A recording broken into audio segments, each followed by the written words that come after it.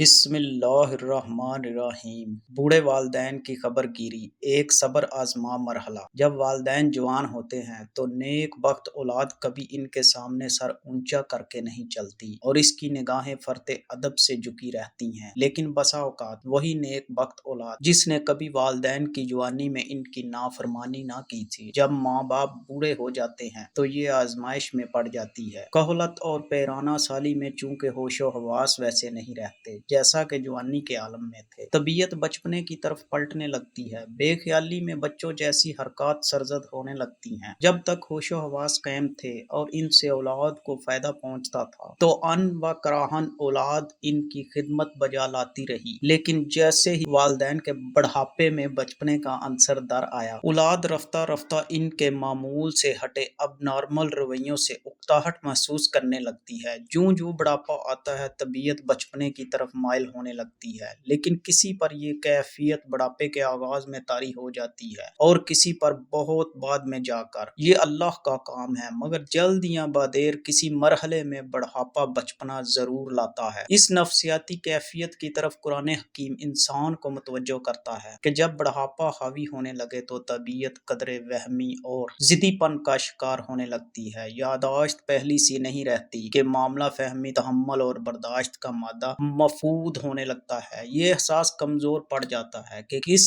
چیز میں فائدہ ہے اور کس میں نقصان۔ ہر بات پر بچوں کی طرح ضد کرنا عادت ثانیہ بن جاتی ہے۔ آپ انہیں کسی بات پر روکیں گے لیکن وہ سنی انسنی کر دیں گے اور عمل اسی بات پر کریں گے جو ان کا دل چاہے گا۔ یہ کوئی ایک دو دن کی بات نہیں، بڑھاپے کا پورا عرصہ اسی کیفیت میں گزرتا ہے۔ ماں باپ چھوٹی چھوٹی بات پر ٹوکتے رہتے ہیں، جوان بیٹا اکتا جاتا ہے کہ یہ کیا ہر معاملے میں ٹانگ اڑاتے ہیں، اپنے کام سے مطلب کیوں نہیں رکھتے۔ ان کی طبیعت ہر وقت وہی چیز کھانے کا تقاضا کرتی ہے جو نقصان دہ ہے۔ آپ بوڑھے ماں باپ سے اکثر یہ کہتے ہیں کہ اپنی صحت کا خیال رکھیں، مگر وہ ہیں کہ اپنی من مانی کرتے رہتے ہیں۔ یہ بڑی آزمائش کا دور ہے، ان کا بیجا اصرار نئے مسائل پیدا کرتا ہے۔ طبیعت میں ضد اور چڑچڑا پن نیک بخت اولاد کے لیے ایک مسلسل امتحان ہے۔ اب یہ دیکھنا ہے کہ فَلَا تَقُل لَّهُمَّا اُف کے قرآنی ارشاد پر کب اور کہاں تک عمل ہوتا ہے۔ بوڑھے ماں باپ کی عقل و خرد سے آری باتیں برداشت کرنا اور زبان سے اف تک نہ کہنا بڑا صبر آزما مرحلہ ہے۔ ایک سبق آموز حقائق۔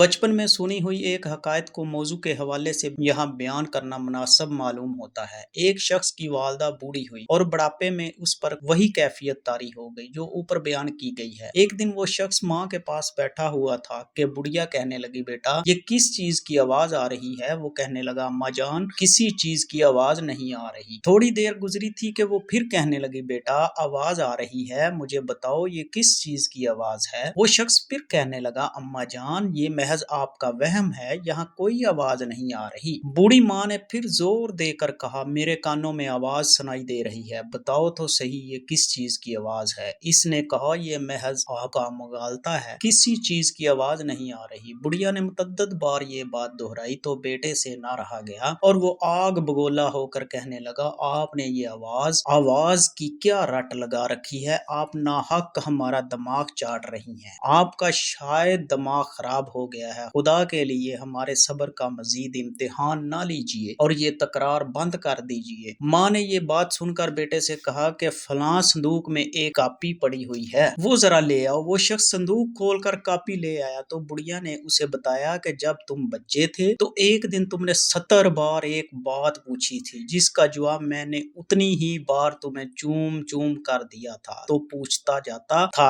اور میں پیشانی پر کوئی شکن لائے بغیر جواب دیتی جاتی تھی، لیکن اے بیٹا تو اپنے اور میرے صبر کا موازنہ کر، میں نے 7 بار بھی نہ پوچھا تھا کہ تیرا پیمانہ لبریز ہو گیا اور تو مجھ پر برسنے لگا۔ 2 قرآنی احکام۔ یہی وہ کیفیت ہے جس کی طرف اشارہ کرتے ہوئے اللہ تعالیٰ نے فرمایا کہ والدین سے حسن سلوک کرتے ہوئے اپنی زبان سے اف بھی نہ کہو اور کبھی سخت لہجے میں ایسی تلخ بات نہ کہہ جس سے ان کی دل شکنی ہو جائے۔ اللہ رب العزت نے خصوصیت کے ساتھ انسان کو یہ تربیت دی ہے کہ اپنے ماں باپ کا بڑھاپے میں خاص خیال رکھے اور خبردار اس دور میں ان سے نیکی اور بھلائی کرنے میں کوئی کوتاہی نہ ہونے پائے۔ یہ بہت بڑی آزمائش اور صبر کا امتحان ہے۔ قرآن کریم میں والدین کے بارے میں 2 حکم دیے گئے ہیں، ایک ایک تو یہ کہ ان سے احسان اور نیکی کرنا تمہاری بڑی ذمہ داری ہے، دوسرا یہ کہ جب ان پر بڑھاپا غالب آ جائے تو ان کا خاص خیال اور دل جوئی از بس ضروری ہے۔